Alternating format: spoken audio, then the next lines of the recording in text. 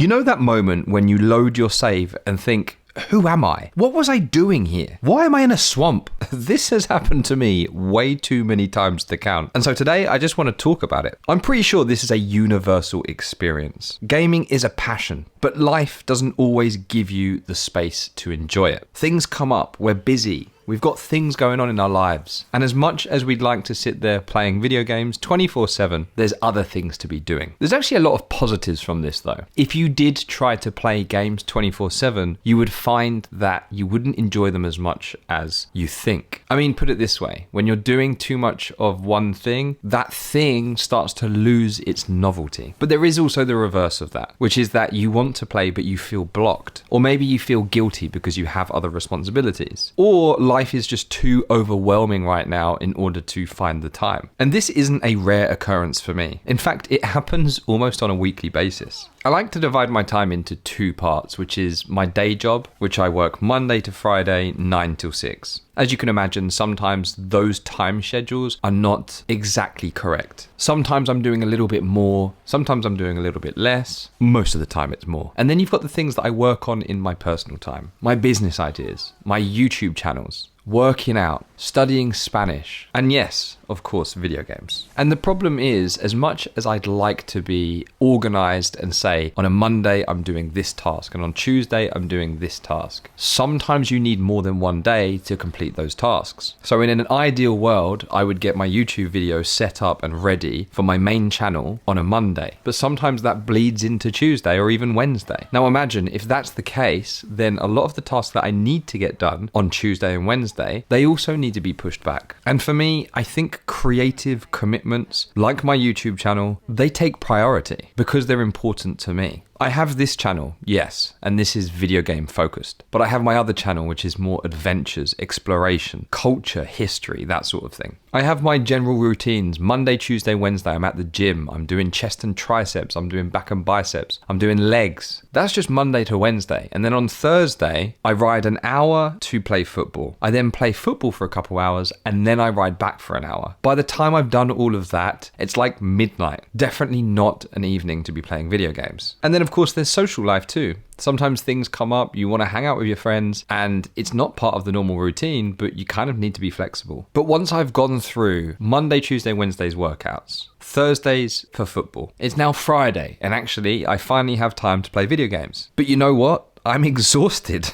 I've had an entire week of brutal work, whether it be in my day job or my personal time, and I just don't feel like playing video games. I'm drained, and gaming feels like effort instead of relaxation. And that would be my first point here, is that if you just don't feel like playing games, don't force it. There is honestly nothing worse than turning a hobby that you enjoy into an obligation, because of course you must be doing it on that particular day. And so I want to reinforce the idea that gaming requires mental energy. It's not just free time. There's a big difference between playing a video game and putting on a sitcom or a movie in the background. You can almost zone out to a movie. Not so easy to do with video games. Then again, it does depend on the type of games you're playing. So let's answer the question, why is it so difficult to get back into gaming after you've had maybe a few days where you haven't had an opportunity to play, or a few weeks even? Well, firstly is the obvious one, which is controls and mechanics. Sometimes I have to sit there for 5-10 minutes figuring out what the buttons are. It's even worse if you've got combos and that sort of thing. It might even come to it that you need to drop the difficulty, which feels a little bit like cheating. And then you've also got the story and the characters and their goals. How are you going to remember all of what is going on? Now, honestly, this is maybe a little life hack from me, but use AI to your advantage here. Open up ChatGPT or Copilot or whatever AI you're using and ask it questions. Tell it what quest you're on. And actually what you'll find is you can kind of give yourself a mini summary of what you've done up to this point. But even before you start delving back into the game that you're playing, you have this feeling of disconnect from the previous motivation or emotional investment to now, and to feel like you want to be there again. And actually I had this with my current game I'm playing right now. As you can see, I'm playing Horizon Zero Dawn. And I play games for quite a long time, and the reason why is because I don't have the time. And so maybe I'll have an hour there or an hour here, hour in order to try and complete the game. You space that over, say, 2-3 months, and it's quite a big task to get through, to be honest with you. In fact, I've done a few videos up to this point, and in the background I was playing Horizon Zero Dawn. This was way before Christmas. Now, is that to say that I don't enjoy the game?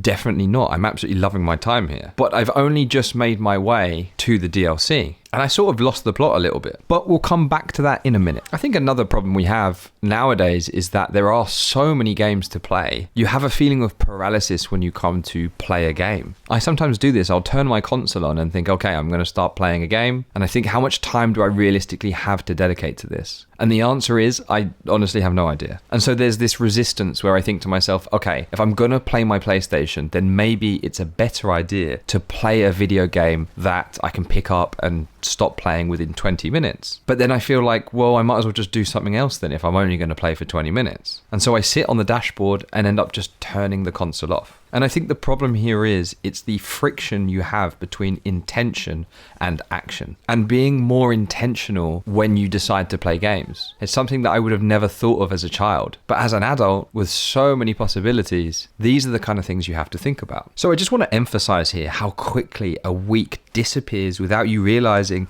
you haven't touched a controller. Sometimes I reflect on that and I think, wow, I haven't played for 3 or 4 days. And it feels weird. It feels like it's the only thing I want to do. And I have this weird thing where sometimes I'll just sit and watch YouTube videos of people playing games just to get my fix.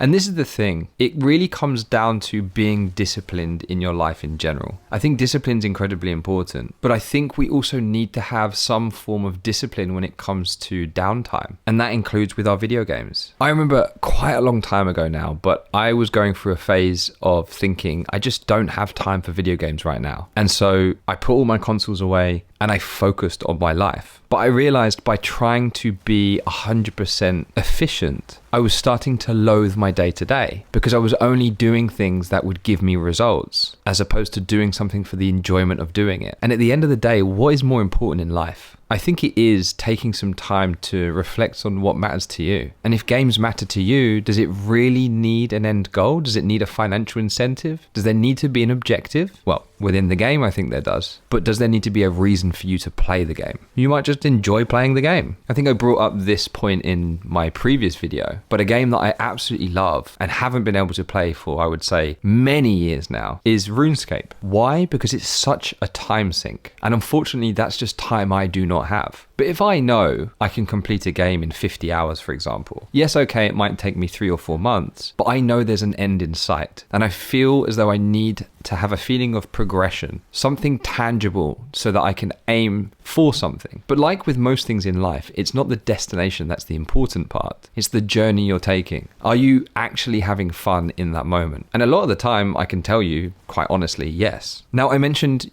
I've been playing Horizon Zero Dawn recently, as you can see. And there was one quest in particular, it needed a quest item. And for the life of me, I could not find where this quest item was. And I was Googling it and I was searching YouTube, and the YouTube videos on this particular quest I was on was 25 minutes long. And I thought to myself, can I really be bothered to watch a 25-minute video rather than just playing the game? And because I was starting to search up different guides and what I'm supposed to do, there was a sudden moment for me where I realized this feels like work. And that's when the fun evaporates. I used to have this feeling when I was a kid in school. The moment I put the label homework onto the task that I'm doing, I had this feeling inside of me that I didn't want to do it. If you don't label it as homework, sometimes it's actually something quite enjoyable. When we talk about video games, the feeling you should have is a feeling of excitement, of enjoyment, not work, not homework. And so what did I do during this time when I was stuck on this quest in Horizon Zero Dawn? I could have carried on fighting against it, but instead I went to the quest menu and I selected a random quest that had nothing to do with what I was doing. And this decision of switching quests entirely instead of forcing progress immediately changed my mentality. Literally, I had an immediate mental reset. Suddenly the game felt fresh again. And this is the thing, it wasn't just a case of me changing the quest. I started walking to the next quest marker, and when I arrived, I got distracted by the possibility of upgrading my weapon, So I ended up doing that as a quest. Then I saw another quest marker, so I clicked on that and started another quest. And before I knew it, an hour later, I was very much invested once more. Now it's interesting, isn't it, how a small pivot led to an unexpected adventure, upgrading gear, stumbling into new quests, and rediscovering the world, which was exactly the point in the first place. It didn't need to go down this linear path. And of course, we're specifically talking about these kind of open world games here. And so this kind of logic doesn't necessarily work with other games. At that stage, maybe you should consider switching games entirely. But if there are other routes that you can take in the video game, sometimes they are the best routes to take. So I also want to give some practical tips for getting back into video games. One thing I like to do from time to time is do a quick refresher. So for example, watching a short recap on YouTube, using AI in order to explain where you are in the story, use in-game story summaries if available. Well, as we were talking about before, about clicking start and going to the menu, and see if we can find some sort of guides or synopsis of the story up to that point. And this one goes way back. Revisit the control layout for a minute. Often you can go to options and then look at controller setup. And this one seems pretty obvious, but another way to get back into video games is to start with low friction. How do you do that? Well, you could do a task in the video game that is very simple or low pressure, rather than diving into maybe the main quest line or something like that. And definitely avoid jumping straight into like a boss fight or something. And already mentioned before, but just to make sure that it's clear that this is also an option, change your objective if you feel stuck. Sometimes the wrong quest for you at the time kills the momentum, and switching can revive it. And I think sometimes we keep to a rigid schedule, and that's okay when it comes to your work or any projects you're working on in your personal time. But when it comes to video games, give yourself permission to play differently. Explore the world instead of progressing the story. Do side quests, gather resources, upgrade your gear. Let curiosity guide you rather than obligations. And then this one can be a bit of a difficult one, but sometimes we need to accept that the relationship we had with a game changed. But does it mean that it will always be that way? I don't think so. Some weeks you're all in. You love the game, it's your favorite. And then you've got another week, it's just not really your thing. And that's okay. Give it a break. Come back another week. That sort of flow is normal. It's healthy and it's part of life. So gaming really should be positioned as a flexible hobby. You don't need to earn playtime. You don't need to finish every game you start. And actually, I think this is very interesting depending on who you talk to. In my case, for example, if I play the main story and I play most of the side content, I'm quite happy. But I have friends, for example, who say that they won't move on to the next game until they get 100%. And I mean trophies and all. And again, that's fine if you're enjoying yourself. But if you're doing it as an obligation, that's where problems can arise. You literally do not need to finish every single game. If you hit your limit, it's okay to walk away. I've been playing Dark Souls 3, I'm not even joking, for about 2 years on and off. And I'm still at the beginning. I play it for a little while, I die a bunch of times, realize the game's not for me, and very calmly turn the console off and continue with my day. No, but in all seriousness though, Dark Souls is a very polished game, but I don't really think it's for me, even though on paper it should be. This is just a personal thing from my side, and maybe I'll do a video on this one day. But yeah, I don't think you should feel guilty about taking breaks, about changing games. Gaming is meant to be a joy, not a pressure. If you enjoyed this one, check this one out here. Let me know your thoughts on this topic in the comment section, and I'll see you in the next one. Thanks.